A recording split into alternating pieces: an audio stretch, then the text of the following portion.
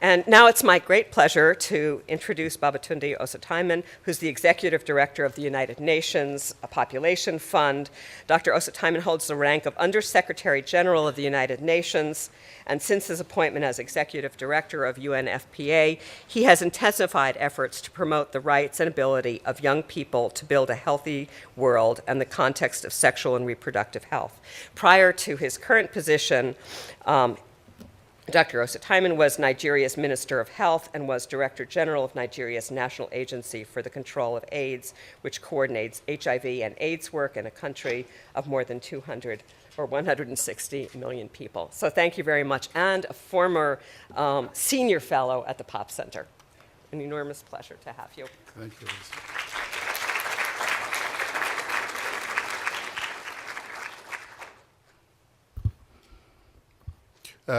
Thank you, Lisa, and thank you very much for asking me to come to speak. I was here in the mid-90s as a fellow, supported by MacArthur Foundation, and I was at the Pop Center. Thoroughly enjoyed my stay here, and actually look forward to coming back at some point when we have finished all of this. Now, and I'm glad you are talking about populomics, because I think that's an intersection in which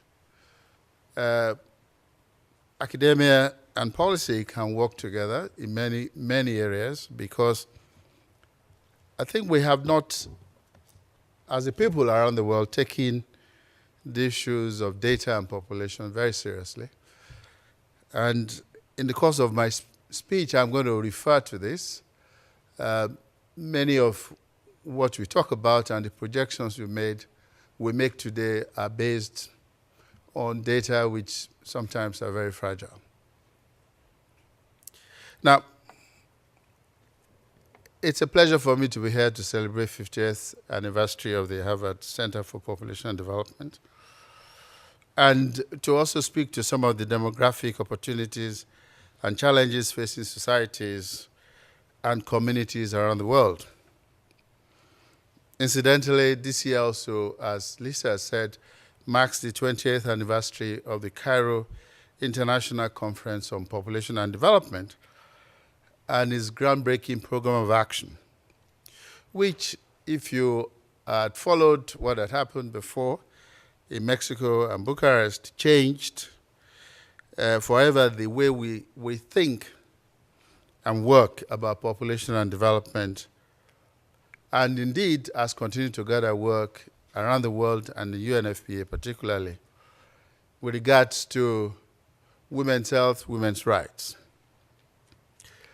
In 2011, the United Nations General Assembly passed a resolution extending the International Conference Population and Development Program of Action and the key actions for further implementation beyond 2014, which meant that even though we had done 20 years, or we would have done 20 years by 2014, it was so clear to us that we had not finished the business of implementing the program of action. And so there was a deliberate effort by the General Assembly to say we should continue, but at the same time, it commissioned a review of where we are with implementation. And the resolution also specified that we take into account the need for a systematic, integrated, and comprehensive approach to population and development that would respond to new challenges and to the changing development environment, and reinforce the integration of the population and development agenda in global processes related to development. And I'm going to share with you some of the findings of this review, with particular focus as it relates to young people who are so critical to moving the development agenda forward. The review, we believe, is one of the most elaborative undertaken by the United Nations system. And we reached out to all member states, and we got 183 entities to respond to a global survey. And then we had regional and thematic conferences and an extensive analysis of the most up-to-date data on outcomes across the program of action. I'd like to add that another prominent member of the review team is an alumnus of the Population Center, Dr. Richard Snow. Now, let me go on to the review. Now, what does the field of population and development say? Here, I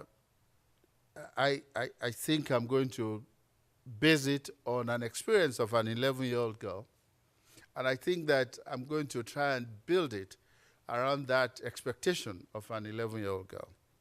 Because right now, there's an 11-year-old girl in a developing country who is at a critical turning point. She's 11 years old. Her entire life is in front of her, yet in a year or two, she might be married out of school. Another year after, she might be pregnant. And this could start her on a path that we have all seen too often, to early childbearing, ill health, lack of control over our life, or protection from violence, lack of choices, with few prospects of achieving our full potential or developing our capabilities for ourselves, our family, and our society. In fact, talking of populomics, she actually totally disappears from the data sets. You don't know, she doesn't exist, as far as most of us know.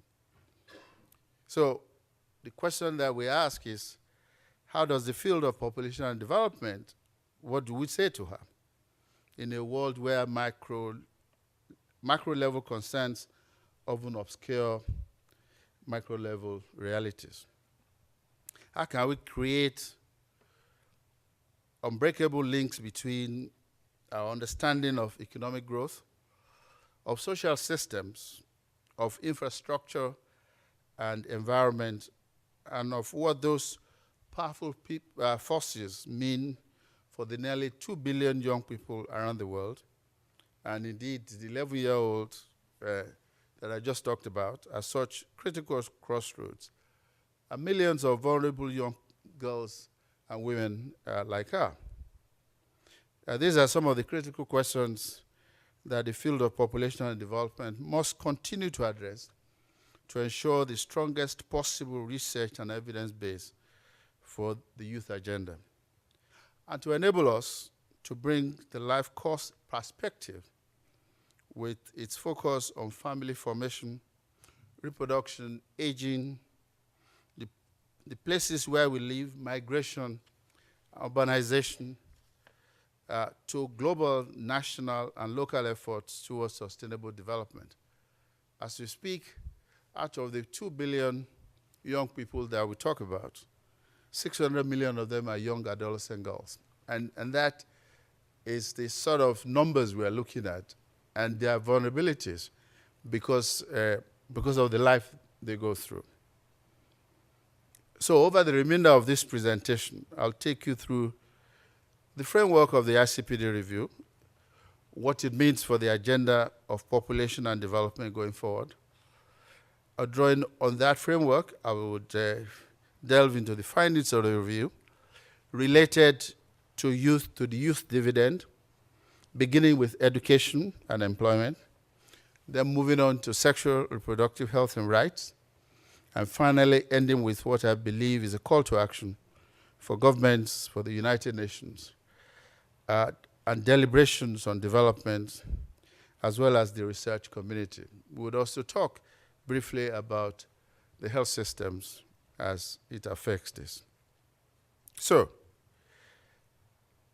building on the paradigm of Cairo,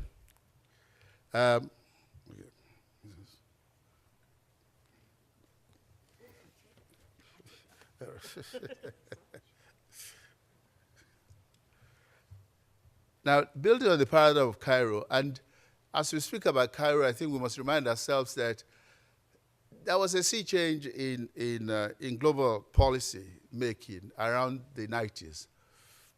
In 1993, we all gathered in Vienna at the Human Rights Conference.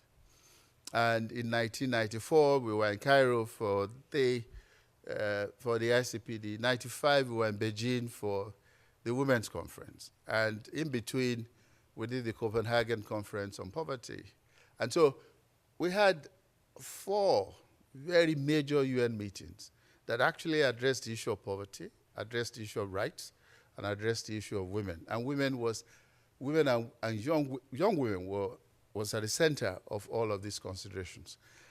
And so that actually has gave us a template upon which we did most of the work we've done in the last 20 years. And since 1994, I want to submit that we've made substantial achievements. The progress has been unequal.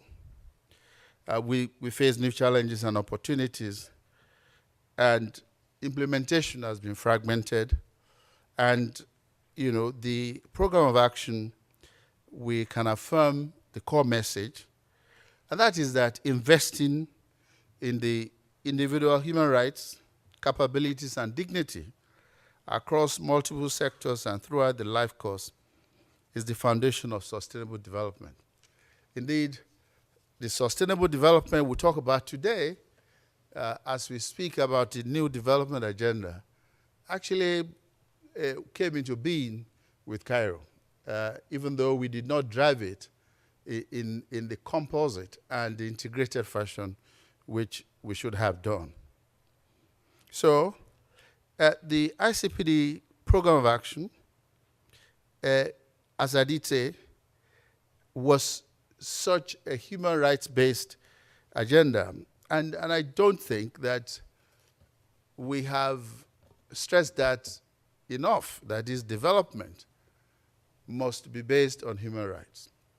And in the last few years, we've had severe pushback from many constituencies on the issues of human rights and development. And in the last few weeks at the United Nations, we've actually had member states talk to us that we should actually separate development from human rights, and that what they want is development, not human rights. I think it's a very dangerous trend that we have to push back on.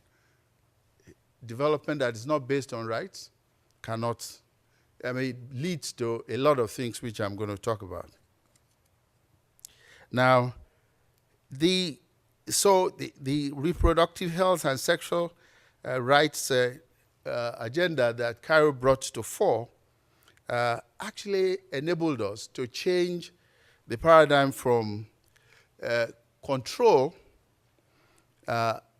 to one where choices were the center. So the provider-controlled nature of many new products of contraception, for instance, heightened the potential for coercion and involuntary fertility control. And if you recall, before Cairo, there were many reports of countries that actually went out to coerce people in many ways for fertility control. And we had women's groups who were increasingly adept at sharing information on a global scale about cases of such human rights violations. So political mobilization created the foundation for the paradigm shift that we did in Cairo, and this major shift in thinking about population, about how to improve women and girls' access to sexual and reproductive health services, and how to protect them from violence, about the desperate need for interventions to combat maternal mortality and morbidity. Many times, I think we focus more on the mortality because it's easier to measure, but the morbidity actually is much more in the system. The fistulas and all of that we get are things which we don't pay attention to as much as we should. And this is to ensure that women and girls had choices and could develop their capabilities.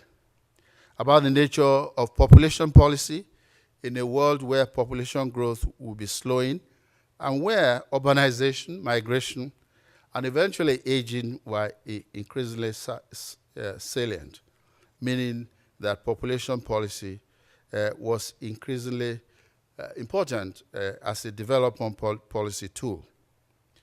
The results of the ICPD review revealed substantial gains over the 2 decades since Cairo. And I would just highlight some of them. Nearly 1 billion people have been lifted out of poverty. A majority of countries have achieved gender parity in primary education. Maternal mortality has declined by almost half. Child mortality has also declined by about the same degree. And in the context, 23% decline in global fertility, driven by the greater choices that women were able to make around the world. Yet, the progress that we have described has been unequal, growing inequalities, and as we've heard and as we've seen, has been the bane of this movement. And this has left vast majorities, vast numbers of people behind, particularly in the poorest and the most marginalized. And I want to say that it is those people who have not been able to exercise their rights and have not had access to education, to health, and to services that we actually are left behind. So the face of this marginalized person is the face of a young girl who is living in a rural area in a developing country who would never have access to any of these services. And new challenges have emerged since then. Greater diversity in demographic trends in the world, as I said, rapid urbanization, new access to information, the growing threat of climate change, and greater polarization, often around the very issues for which the ICPD was most concerned. Today, there's a whole debate about gender. There's a whole debate about families. There's a whole debate about rights. And there's a need, people are trying to redefine all of these issues within the context of the new society that we have. So we as advocates, we need to be upfront and try to make sure that we can actually hold what we have and be able to defend those rights that people should have. The ICPD program of action had the potential to be an integrated agenda. But in practice, the implementation was all too often siloed, selective and fragmented. So we treated it as a menu rather than as a comprehensive development agenda, which it was supposed to be. So the review reaffirms the core message of Cairo, that investing in individual human rights, capabilities and dignity across multiple sectors and throughout the life course is the foundation of sustainable development. Now, I'm going to show you a scheme, and this puts a new framework for action beyond 2014, one that will regain that integrated development perspective that has been lost in implementation. At the center of this is dignity and human rights, the ultimate aim for every person without distinction or discrimination. Health, and particularly sexual and reproductive health and rights, is foundational for individual well-being and achievement and societal sustainability.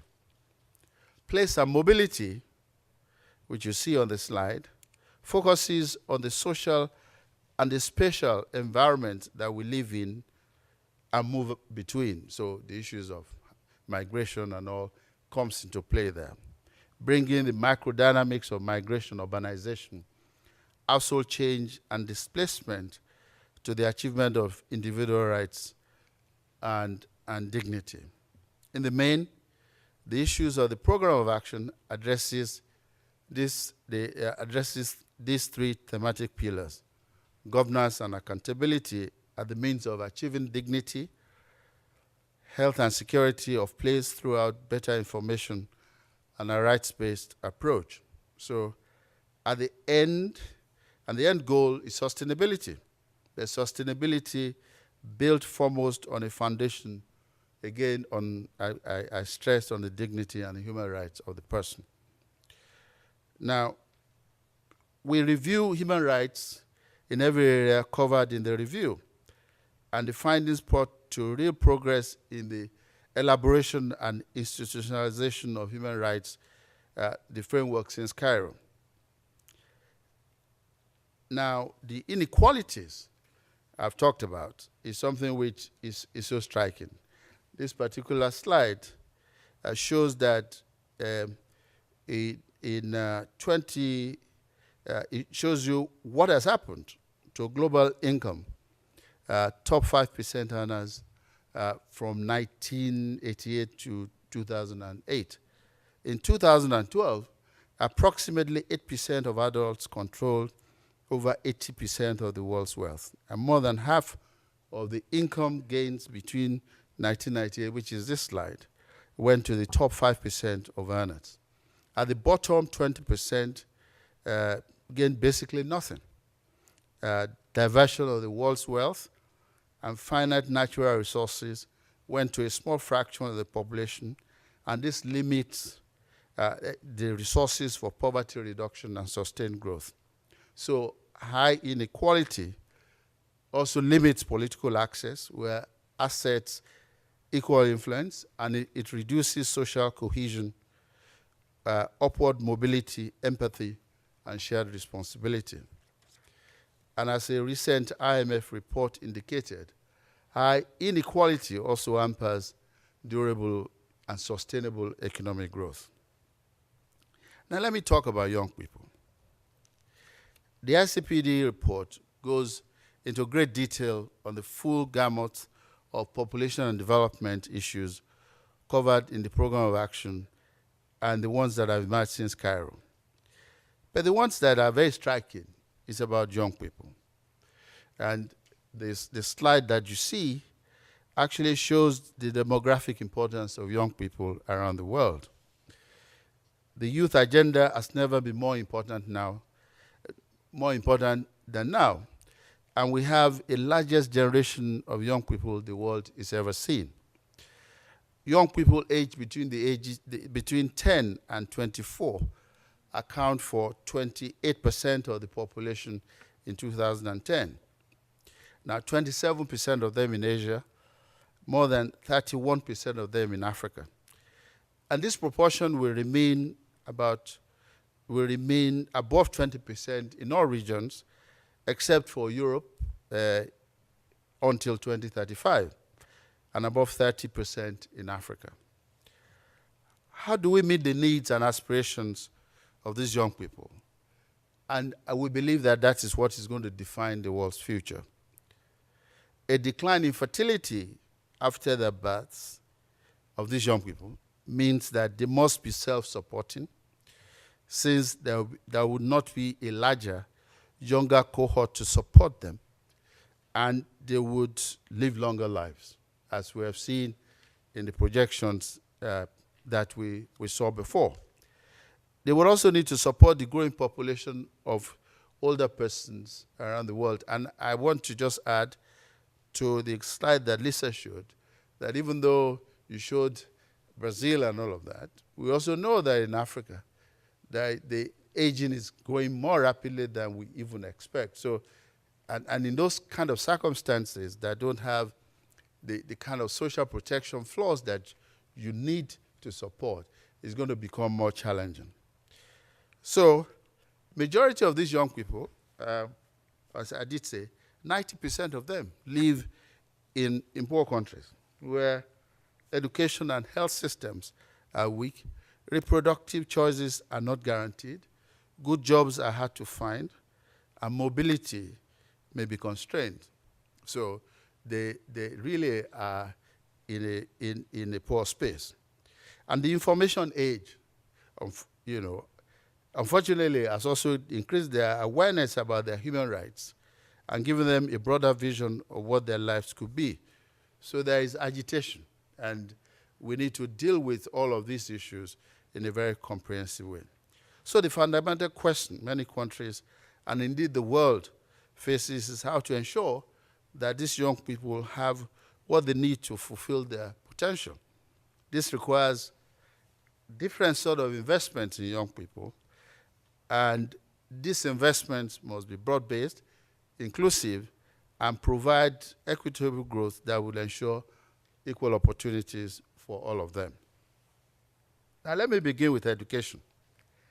Now, the slide you see talks to primary education in the decade 1999 to 2009.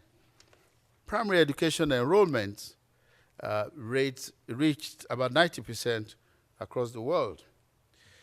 So this is unquestionably an enormous success, driven in part by global commitments to achieve universal education. Yet, nearly 1 in 4 primary school-age children in sub-Saharan Africa is out of school. Girls have been the main beneficiaries of the trend towards higher gross enrollment ratios. Their enrollment increased at a faster rate than that of boys, resulting in nearly 2/3 of countries reporting achievement of gender parity in primary schools in 2012. Girls also generally lag behind boys in school completion. As with enrollment, the largest gains in completion between 1999 and 2009 were observed amongst girls, yet rates are still generally low for them. Regionally, South and West Asia saw the greatest rates gains for girls. But it is abundantly clear that in today's economies, which are growing increasingly capital and skills intensive, primary education isn't enough. And it's not enough to prepare anybody for gainful employment. And so we need to go further. Unfortunately, gains in secondary education have not been as rapid as those of primary education. Although countries around the world are making progress, this is not enough. Almost 187 countries with data, about 1 in 4 has gross enrollment ratios of 98% or more, approaching universal secondary enrollment. However, 48% of countries, the enrollment is less than 80%. Access to secondary education remains a challenge for girls in many regions, especially in sub-Saharan Africa and West Asia, driven by disadvantages girls face due to gender discrimination both inside and outside of schools. I actually visited a West African country where 92% of the girls go up until primary education, and only 3% get secondary education. So there's almost like a policy position that this happens. Now, the reasons why this happens is family and social pressures for girls to devote more time to household labor. Early marriage, which is still very prevalent. There is a country in West Africa where 75% of the girls are married before the age of 16. And something like 50% are married before they're 14. And that's the sort of the demographic we're dealing with. Potential increases in emotional and physical dangers in girls age, and face risks of sexual harassment and assault. Now, you will not believe, in some parts, lack of bathroom in schools keep the girls away from school, because when they start their regular periods, they don't have the sanitation to be able to maintain themselves in school. And families' unwillingness to pay school fees for girls. I mean, there is always a gender bias towards boys, and the potentially unsafe daily journey to schools for girls and young women. Gains in schools enrollment mask other important inequalities, particularly in the quality of education. A recent comparison of the pupil-teacher ratios at primary level in Asian countries, for example, highlights the wide range between countries, from 16 pupils per teacher in Indonesia and Thailand and 17 in China, to up to 40, 41, or 43 pupils per teacher in India, Pakistan, and Bangladesh. And so, even though they might be in school, they actually are not getting much out of school. Finally, although access to higher education remains limited in many countries, the last 2 decades have brought a major expansion of higher education in every region of the world. And women have been the prime beneficiaries. Globally, the gross enrollment ratio in tertiary education was 20% for females in 2009 compared to 26% for males. When we asked in the global survey to identify public policy priorities which governments would like to do in the next 5 to 10 years, 61% of the governments highlighted the importance of improving quality standards in education, including curriculum. And 55% listed maximizing social inclusion, equal access, and rights. The need to improve the quality of and coverage of education were in fact the top 2 priorities identified by governments in all regions, although Africa is the only region where a higher proportion of governments mentioned coverage that is over quality, pointing towards the unfinished agenda of universal enrollment.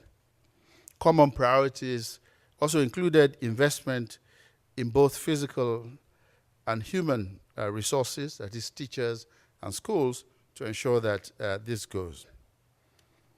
Now, what about employment? Investing in education is also clearly not enough. Young people have to go somewhere after they've gotten out of school. The challenge of creating jobs for the world's young people is not just about realizing it's not just about realizing demographic dividend, which was part of the recipe that propelled the Asian tigers to economic success. And as the Arab Springs demonstrated, large-scale unemployment is a deep driver of social unrest. Youth unemployment ratios in 2012 were highest in the Middle East and North Africa at 28% and 24%. Now, the slide shows, of course, that of 197 million people employed, nearly 40% of them are between the ages of 15 and 24. Now, we need 600 million productive jobs over the next decade in order to be able to absorb it. Now, and as you see and you know, that the consequences reach far beyond national borders. And I think Julio spoke to that quite extensively when he did speak. Now, so it is quite a challenge, and I think we need to think about it more creatively because that's something which has to deal with migration, has to deal with skills development, has to deal with what we do with young people going forward. So this is a staggering challenge, especially given the move away from labor-intensive growth and a possible closing of the window for manufacturing transitions for many countries. Now, the figure that we've just shown shows an overall decline in youth employment to population ratios. This is, of course, driven by 2 factors: the good news of increased school enrollments, but also the fact that job opportunities have not kept pace with the growing youth population. Male youth employment remains high and higher than female at 45 to 35%, reflecting the movement of many young women into early marriage and childbearing by this age, and thereby into unpaid work within the household. So they disappear from the statistic. In many countries, unemployment is further aggravated by the fact that large numbers of young people work in poor quality and low-paid jobs with intermittent and insecure work arrangements, including in the informal economy. As many as 60% of young persons in the developing world are without work, not studying or engaged in irregular employment, and thus not achieving their full economic potential. The ILO actually speaks of a disproportionately represented part of this amongst the working poor. When countries were asked in the global survey about their priorities for young people, by far the most frequent response was economic empowerment and employment. 70% of those countries did say that. This was followed by social inclusion, equal access and rights, 46%, education, 46%, and sexual and reproductive health, information and services, 38%. Now let me talk to the other part of the demographic dividend. We've talked about education, we've talked about employment. But if we are going to achieve that dividend in parts of the world, particularly the developing world, we need to look after sexual and reproductive health and rights. Now, the largest generation of adolescents is now entering sexual and reproductive health life. And whether they're able to stay in school, delay childbearing, enter the labor force, and achieve what they're capable of depends enormously on how they transition to sexual and reproductive life. And at the macro level, the demographic dividend as an economic phenomenon depends on declining fertility that comes with education, empowerment, information, and access to contraception. We, one of the things that we have found are the issues that we'll put on the slides in terms of what constitutes the issue now. So little is known about the access to SRH services and information. The data and information system in place just do not cover young people, particularly adolescent girls. The 10 to 14 particularly are outside this kind of framework. Indeed, this is one of the most striking parts of the review. A 2010-12 review of international data on adolescents in the Lancet underscores this gap, suggesting there are enormous concerns, very high numbers of unsafe abortions. Indeed, we reckon that every year 18.5 million unsafe abortions take place in the world. And then, of course, related maternal deaths, high rates of sexually transmitted infections, including HIV, lead to targeted information to create a foundation of evidence-based intervention. This we have to correct. And this remains a huge challenge for all of us who are committed in the field of population and development. But let me underscore what we do know points to these major concerns. For girls, early marriage leads to many health risks of early childbearing and often an end of education. As of 2010, 158 countries had the legal age of marriage of 18 years. Yet, in the last 10 years, 34% of these girls and women aged between 20 to 24 in the developing world were married or in union before they reached the age of 18. And another 12% before they were even age 15. Adolescent births declined from 1990 to 2010 across the countries in all income groups and regions. Yet, more than 60 million girls aged between 15 and 19 give birth every year. 1 in 5 girls before they turn 18. Many of these pregnancies result from non-consensual sex, and most take place within early marriage. Research also shows that girls who become pregnant before they are 15 in low and middle income countries have the double risk of maternal death and obstetric fistula than older women, including older adolescents, in particular in sub-Saharan Africa and South Asia. There are also significant health risks to the infants and children of adolescents. Stillbirths and newborn deaths are 50% higher among infants of adolescent mothers than among infants of mothers who are aged between 20 and 29. To address these issues, we at UNFPA, we have set up a program for the most vulnerable and marginalized adolescent girls in 12 countries around the world, trying to stem the highest rates of child marriages in the world. We believe that that's where to go, and we think that will make a change. In the Sahel, where maternal and child mortality levels and fertility rates are amongst the highest in the world. I think Niger has the highest. There's a part of Niger that has 4.6%. UNFPA is partnering, we are partnering with the World Bank to help countries reap the demographic dividends through a package of interventions aimed at keeping girls at school and delaying marriage and childbirth. This includes investments in education, skills development, sexual reproductive health, information and services, contraception, engaging local communities, particularly boys and men, in changing harmful social norms that hold girls and women back. We also partner with the bank to combat gender-based violence and empower and build capacity of women and girls in the Great Lakes region of Africa.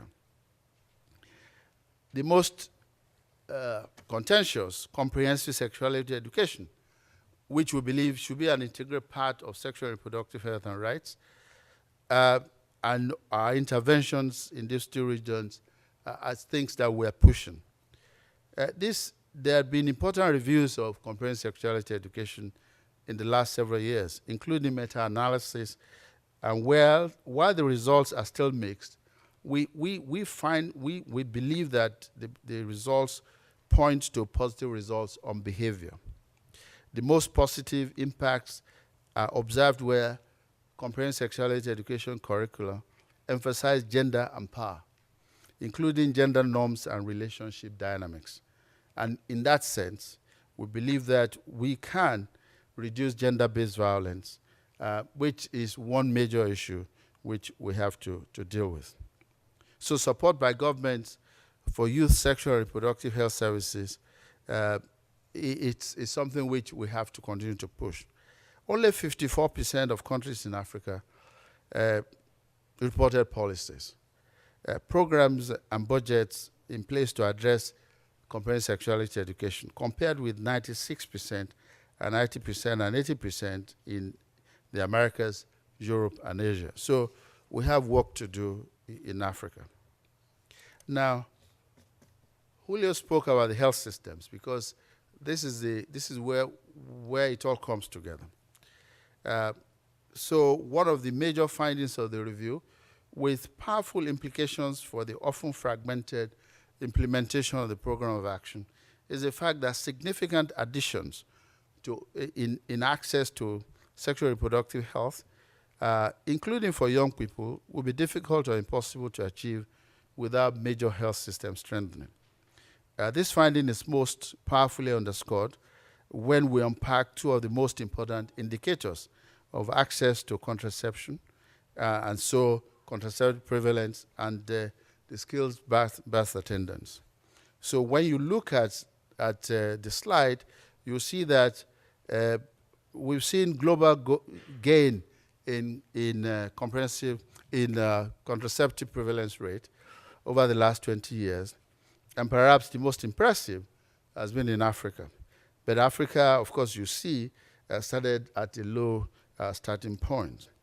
In some countries, the gains in contraceptive prevalence rate have been broad-based, and they actually show convergence when we disaggregate the data by wealth quintiles.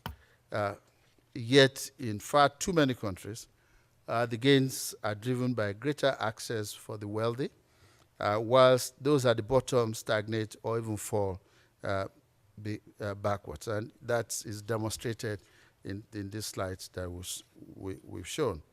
Moving to the issue of the skilled birth attendants, the proportion of deliveries attended by skilled health personnel rose in developing countries from 56% in 1990 to 67% in 2011, and has increased in all regions of the world.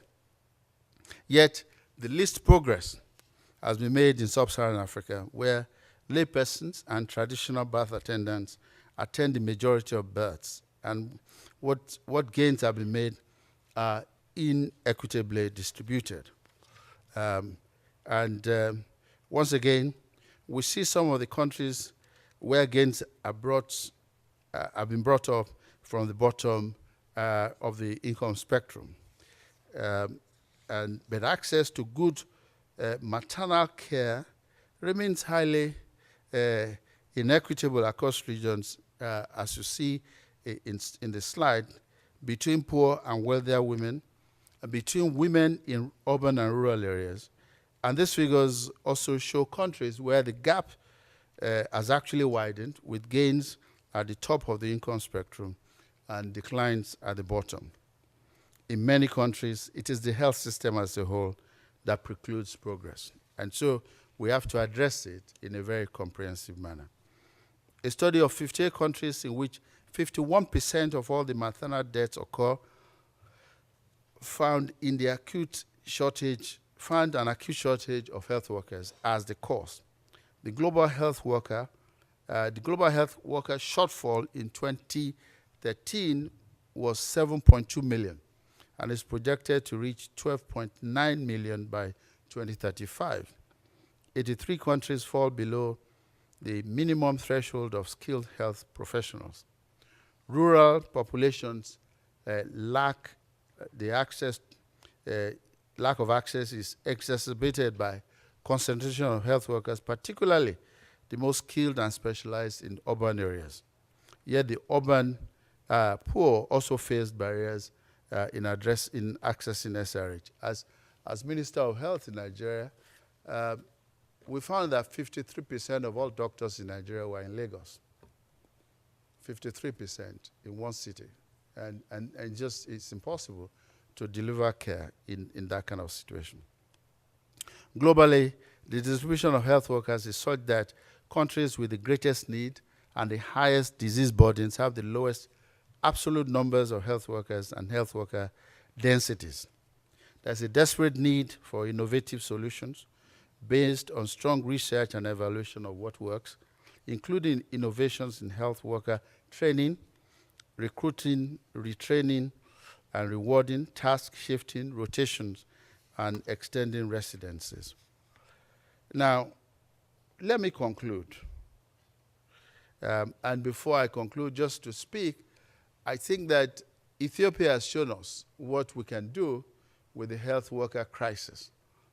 In the last few years, they've been able to train 40,000 health workers close to where people live. And they've actually reduced considerably maternal mortality and increased, almost tripled, their contraceptive prevalence rate in that period of time. Now, so in concluding, I would say that after 20 years of the program of action and 3 years of extensive review of the implementation, we have the keys to unlock the youth dividend: education, jobs, human rights, particularly sexual and reproductive health and rights, as well as the broader health systems and infrastructure to realize them. Now, this in the context particularly of the developing world, where most of these young people live. Another finding of the review is the increasing diversity of population dynamics.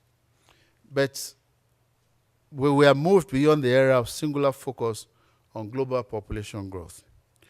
Global and regional population trends mask considerable and growing diversity of demographic experiences around the world. Declining fertility and mortality levels, together with growing urbanization, have caused unprecedented changes in population size, age structures, and spatial distribution. This means that the ingredients for realizing the youth dividend, while sharing many common components, depend greatly on context and therefore depend greatly on a powerful and local evidence base for action. In places where access to sexual reproductive rights is precluded for many and fertility remains high, the youth dividend will only come when people, particularly women and girls, are empowered to exercise their rights and have the access to the information and commodities they need to have control over their bodies. Only then will fertility decline and the window for the demographic dividend begins to open. In places where rapid urbanization is occurring, where young people are a high proportion of new arrivals, and where young women are moving outside their home or living on their own, participation, safety, and employment may be the difference between slums and a youth crisis and a powerful pathway to sustainability. So let's avoid a youth crisis and slums and try to get countries to look at this in a little more progressive way. In countries where fertility is below replacement and where aging is unfolding rapidly, young people will be vital in ensuring long-term support for aging societies and the resulting economic shifts and innovations needed. In that circumstance, I think the global community needs to look at migration and migration laws to be able to accommodate this requirement. At the global level, as the new development agenda emerges, population and development in all its dimensions must play a central role. As for young people, who will be the source of the innovations that are so vital for the transition to sustainability, the agenda that emerges must be constructed with them and they must deliver them. I'd like to end by focusing specifically on what I believe the field of population development can contribute over and above its already enormous contributions to our understanding of the importance of population dynamics, sexual and reproductive health, and rights. On the one hand, we had the adolescent girl, the 11-year-old, at the critical crossroads. At the other hand, we have a global agenda promising collective environmental sustainability, microeconomic growth, and poverty eradication.